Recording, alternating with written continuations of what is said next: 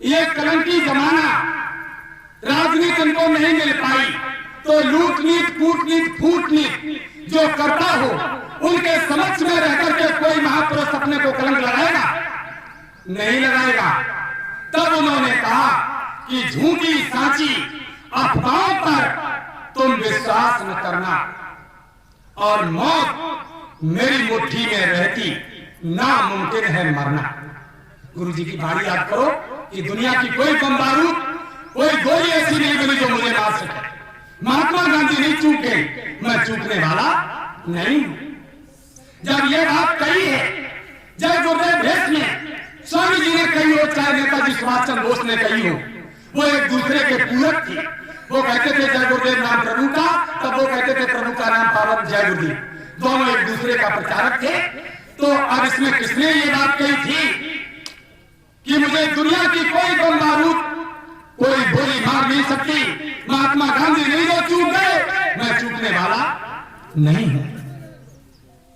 तो आप लोगों ने, हमारे गुरु भाइयों ने ये कैसे समझ लिया कि गुरुजी मर गए, गुरुजी चले गए, या गुरुजी का काम नहीं होगा, बहन के बांध अब तो टूट रहे हैं? कई सवाल खड़े किए। रात के 2 बजे तब लेटने गया, वो भी हरदोई के डेरे में लेट गया। समझाते समझाते थक गया। इस डेरा में बैठा, कहीं उस डेरा में बैठा, कहीं उस डेरे में बैठा। हमारे जाने कितने गुरु भाई लगे रहे शंका समाधान करने के लिए।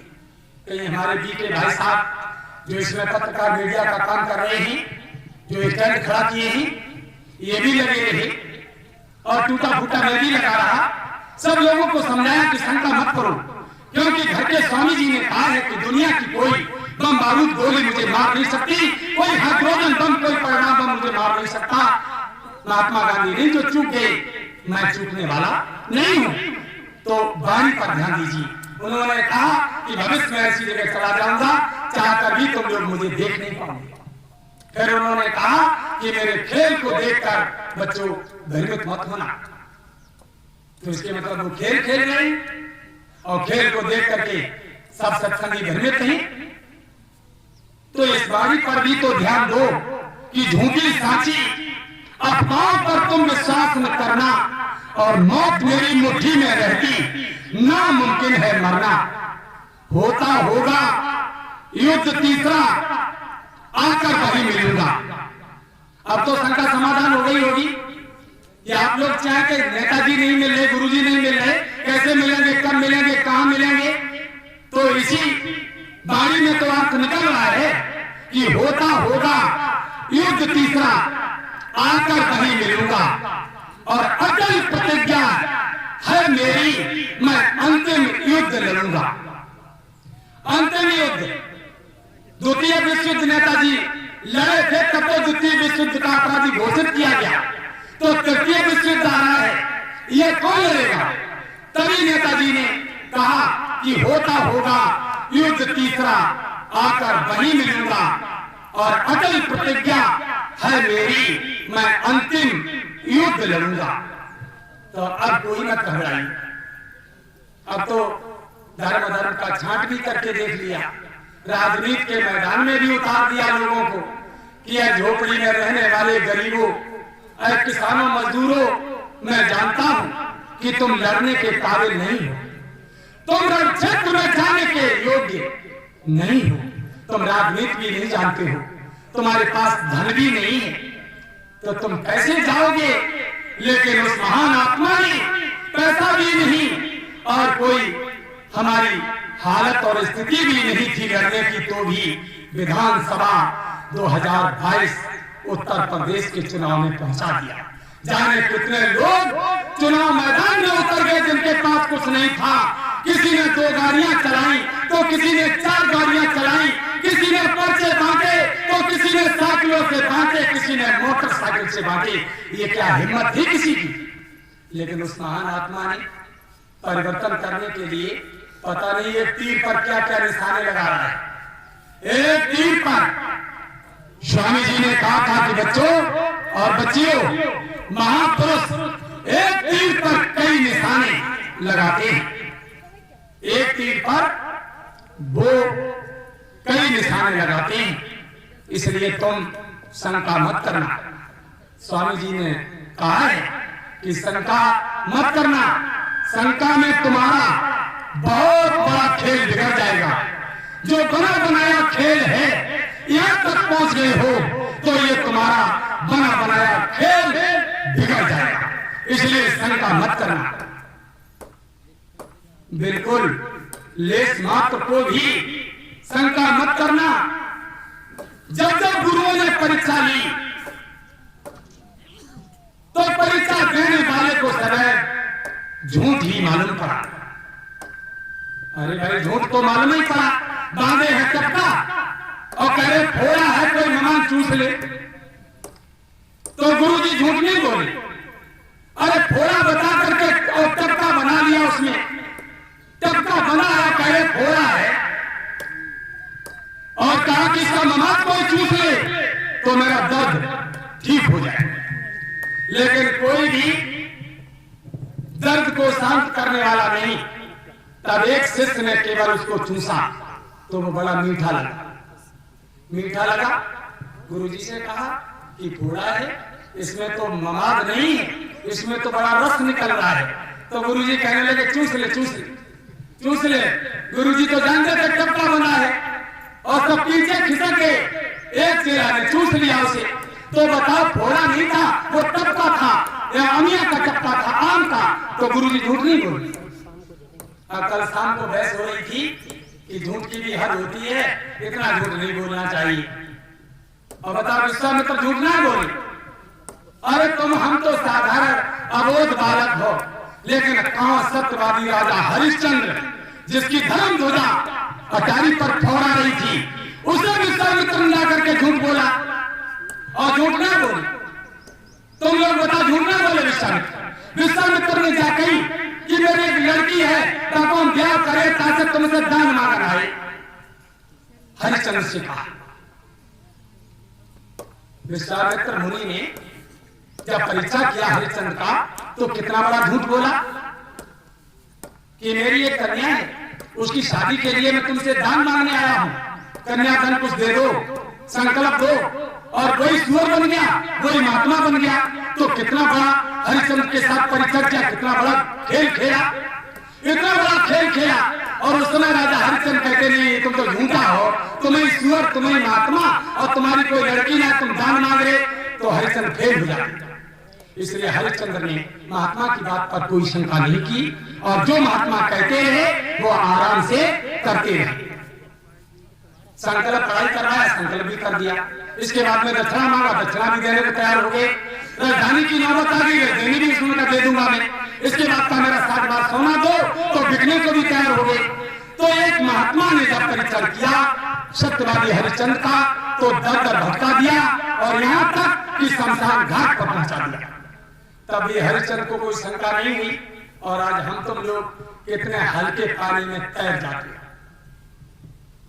हार और जीत के चक्कर में चले जाते हैं।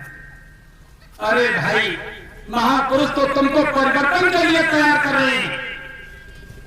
राम को परिवर्तन के लिए तैयार किया और तुम बताइए राम को अगर राजगद्दी पर बैठा देते तो फिर परिवर्तन कौन करता?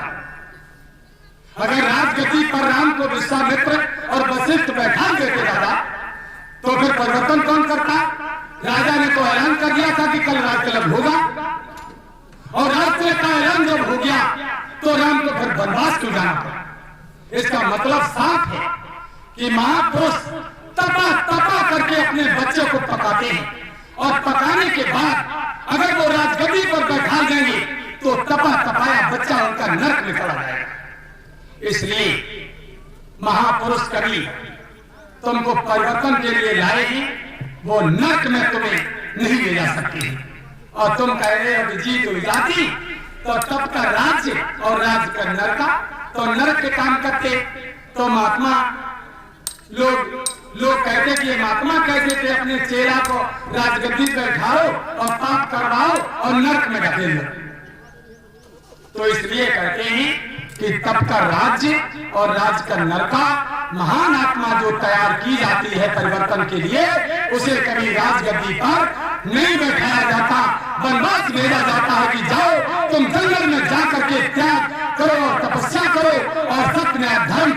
काम करो, तब तुम जब इतना काम करके आओगी तब तुम्हारे ये बनवासी वस्त्र, भाई त्रेता में तो बनवासी वस्त्र पहनाए थे और कलयुग में बनवासी वस्त्र पहनाए हैं, ये मालूम है काऊ को? टाट पहना है, ये काय का है? ये बनवासी वस्त्र है तुम्हारा परिवर्तन के लिए। ये टाट कोई नहीं उतारेगा, इसमें मैंने हीरा छुपाया है, जब वक्त आ जाएगा तब ये टाट मैं ही उतारूंगा, ये स्वामी जी ने कहा था। और जाने कितने लोग भ्रमित हो गए, शंका में डूब गए, टाट को उतार दिया और बनवासी भेष में राम को देखो जब लौट के 14 वर्ष बाद आए तभी स्वामी जी ने टाट उनका बनवासी कपड़ा उतारा था। और आज हमारे गुरु महाराज ने जो टाट पहना दिया अपने शिष्यों को, तो शिष्यों ने टाट को जाने कितने लोगों ने उतार दिया, परिवर्तन नहीं हो पाया और बनवासी वेशों को उतार के रख दिया। विश्वास ही नहीं है। देखो दादा बैठे टाट पहने, अभी आगे 2 महान मूर्तियां बैठी हैं, टाट पहने हैं और पीछे बैठे हैं वो देखो टाट पहने। तो ऐसी महान आत्माएं जिनको बनवासी भेष पहनाया गया कि राज्य नहीं तुम परिवर्तन के लिए आए हो। इसलिए ये नाटकशाला माताओं बहनों भाइयों हमारी जो आई है, ये सत्य की जगह पर वो परिवर्तन की जीवात्माएं हैं। तो हम तुम लोगों ने पता नहीं हर युग में परिवर्तन के साथ किसने किसने साथ दिया, वही जीवात्माएं आज इस भूमंडल पर लाई गई हैं। आप लोग कोई साधारण नहीं हो। जो जीवात्माएं यहाँ पर आई हैं, ये जीवात्माएं साधारण नहीं है, बहुत महान आत्माएं हैं। सुग्रीव की तरह बार बार मार खाती है बाली की, लेकिन लौट के फिर राम के पास आते हैं। बताओ, बाली की मार सुग्रीव ने खाई और किसने खवाई? श्री राम ने। भाई महान आत्मा जो थी परिवर्तन के लिए आई थी, उसी ने तो मार खवाई सुग्रीव को कि चले जाओ बाली के पास। और वो बार बार मार देता था भूसा, सुग्रीव चले आते थे। लेकिन डाका सुग्रीव की मार पड़ी, राम ने मार लगवाई बाल के द्वारा, तो सुग्रीव ने राम का साथ थोड़ी छोड़ दिया, साथ नहीं छोड़ा। तब राम ने देखा कि वास्तव में सुग्रीव राज्य के योग्य है, राज्य के योग्य है। अगर तुम साथ छोड़ देते हे सुग्रीव, तो तुम में और बाली में कोई अंतर नहीं रहता। इसलिए आओ हे सुग्रीव, अब मैंने तुम्हें समझ लिया कि मैं बार बार तुम्हारी मार करवाता हूं और तुम बार बार मेरे पास आते हो, तो जाओ मैं तुम्हारे गले में हार डालता हूं, मैं तुम्हारे गले में हार डालता हूं। और ये हार तुम्हारी पहचान है, ये हार तुम्हारी पहचान है, ये हार तुम्हारी पहचान है। तो हार तुम्हारी पहचान है, हार गले में पड़ा है, कौन इसमें बाली है, कौन सुग्रीव है, आराम से मैं पहचान लूंगा। अब की बार फिर चले जाओ। तो इस तरीके से प्रभु राम ने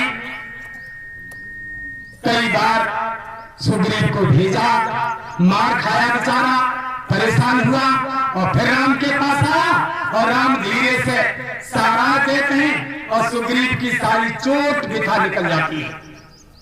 राम धीरे से सुग्रीव के ऊंचा लगा देता है, बाली कहने प्रभु तुमने मरवा डाला, सब कमर टूट गई। राम कहते हैं कहां लग गई बेटा, देखे अरे हमसे धोखा हो गया, सहारा दिया। राम ने सुग्रीव झुके थे तो तुम लोगों के हाथ पाए गले में, और जब गले में हार पड़ा है तो अब तो पहचान हो जाएगी कि कौन बाल है और कौन सुग्रीव की तरह धर्मात्मा है, कौन धर्म की लड़ाई लड़ रहा है जनता के हित में। ये पहचान हार पड़ने पर हो गई। तो तुमने जनता के हित में सत्य न्याय धर्म की स्थापना के लिए क्या नहीं किया? राजनीतिक रण क्षेत्र में जाकर के क्या नहीं किया तुमने? गरीब किसानों मजदूरों तुम्हारे लिए कृषि को उद्योग का दर्जा और 3 लाख रुपया किसानों का नए ब्याज के माफ, 2,51,000 रुपए लड़की के अनुदान को देने को कह दिया। डंके की चोट पर बोलो, तुम्हारे हाथ तो पड़ा गले में, लेकिन तुमने गरीब किसान मजदूरों के लिए क्या नहीं किया? सब कुछ किया, लेकिन फिर भी धर्म और सत्य का साथ ना तो प्रजा ने दिया और ना तो राजा ने दिया। ये ना सोचो कि प्रजा ने ही नहीं दिया राजा ने भी नहीं, क्योंकि तुम्हारा जो कुरुक्षेत्र में जाना राजनीतिक मैदान में, वो प्रधानमंत्री तक तुम्हारा मुद्दा गया है। तो इसने भी तो नहीं सोचा, तो साथ तो इन्होंने भी नहीं दिया। जो बड़े बड़े ज्ञानी धुरंधर बैठे हैं, योगी कहलाते हैं, बड़े बड़े मठाधीश कहलाते हैं, तो कृपाचार्य, द्रोणाचार्य, भीष्म पितामह, बड़े बड़े धुरंधर ज्ञानी पुरुष बैठे हुए हैं आसपास। तो जहां से मैंने सत्संग को प्रारंभ किया था, अब लाकर के वहीं पर मैंने छोड़ा है।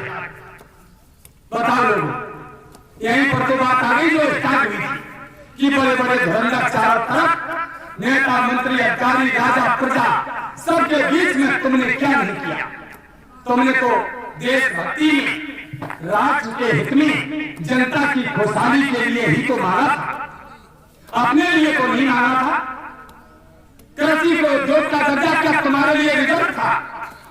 कन्या की शादी में 2,51,000 रुपया क्या तुम्हारे लिए, सीताराम बोलो, रिजर्व था? रिजर्व नहीं था, वो देश हित में था, प्रजा के हित में था। गाय का मूत्र 25 रुपए लीटर, 35 रुपए किलो जानवरों का गोबर और 75 रुपए लीटर दूध तुम्हारे हित में था, पूरी प्रजा के और राजा के हित में था, क्योंकि हम तुम सब राजा क्या, प्रजा सब भारतवासी हैं।